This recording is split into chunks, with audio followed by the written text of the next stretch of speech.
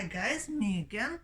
We need to talk about orgasms and why they are important and very interesting things about the female body.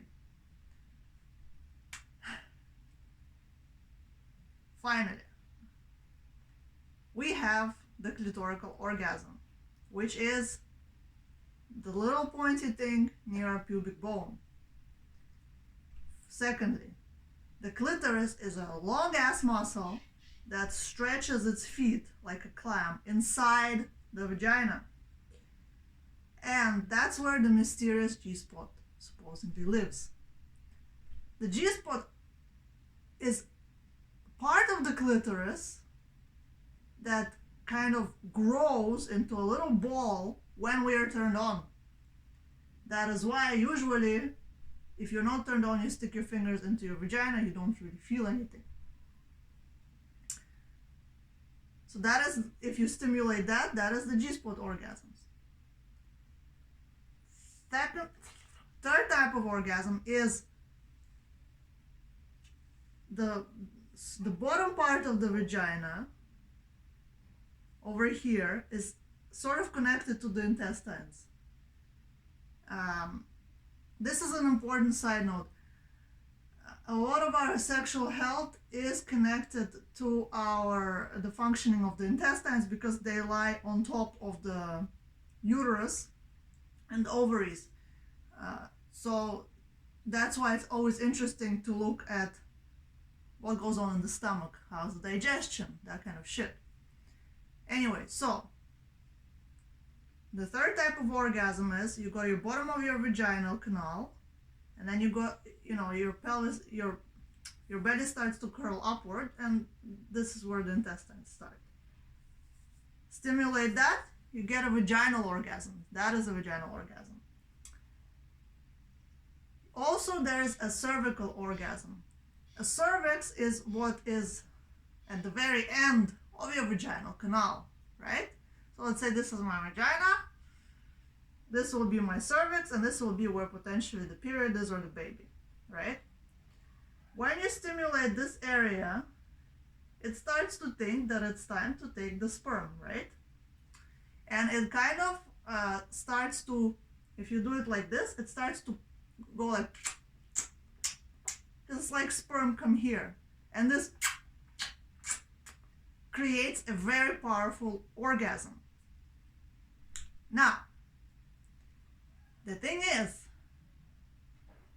not every penis can reach that spot because it's quite deep in the body. So here's the controversy. In the Kimonami or Layla Martin courses, they say that you can touch your cervix with your finger and feels a bit like touching a nose. This teacher today says that, the cervix is like 27 centimeters into your body, and no way you can touch to the finger. You need a big dick or a toy, a sex toy. Challenge of the day, find your cervix in your vagina, right? I'm not gonna do it because at the moment I'm scared of sticking things into my vagina, but it is on my agenda. It is definitely on my agenda. So finally, we have the framework for the types of orgasms we can have in this region.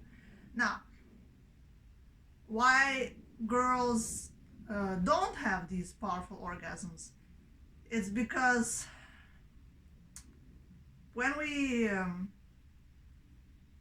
have sex, what we need to do is we need to feel this turn on, which is like a tingling of some sort, and that grows.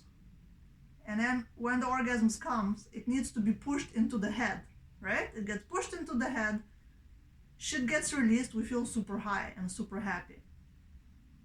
Because of stress, which affects the adrenal glands, which are here in the kidneys, and not using our pelvic floor correctly by not moving it or initially not, it's like a vicious cycle. Like we start having sex, we don't enjoy it, we stop having sex, that whole area goes to sleep.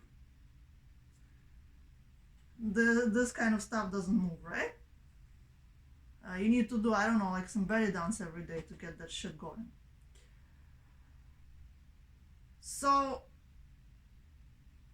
that's why the body doesn't, it's like a push-up, like an orgasm. You could say it's a bit like a push-up. The body doesn't know what to do, it's not used to it, and then if you have like a clitorical orgasm, it can be very weak and can be like, meh, eh, eh, why? Eh. Good news is, I don't know, by act of God or doing certain exercises or just putting your attention there, this can change. And the orgasms can be very, very powerful.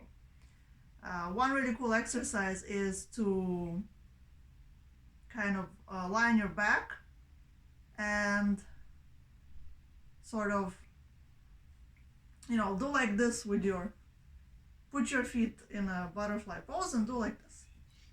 And you kind of try and close them as if there's like a spring between them. And then you start feeling a little vibration. And then you just, that's it, you experience this vibration. That is actually how an orgasm will feel, plus the pleasant bits. And you let it kind of vibrate the body more and more. And during turn on, that will turn into an orgasm. I have had that experience several times. I just didn't know what the fuck it was. What the fuck? Like, I have sex, we finish, I don't feel anything, and then my whole body is vibrating, right? And I'm thinking, oh my god, what's this? What's going on? Why? The teacher said, this is not a full orgasm. I'm like, thank you. Finally, I'm 34 years old, I learned one fucking useful thing, right? What else? Learn lots of stuff about types of exercise, types of movement, how they affect you, I guess I love psychology, don't get me wrong. I love psychology. But I feel like with biology, sometimes, hopefully, you can just do a simple thing and you get a simple result. And there's none of this like arc of waiting for shit. We'll see. Well, there you go, guys. This is the orgasm lecture.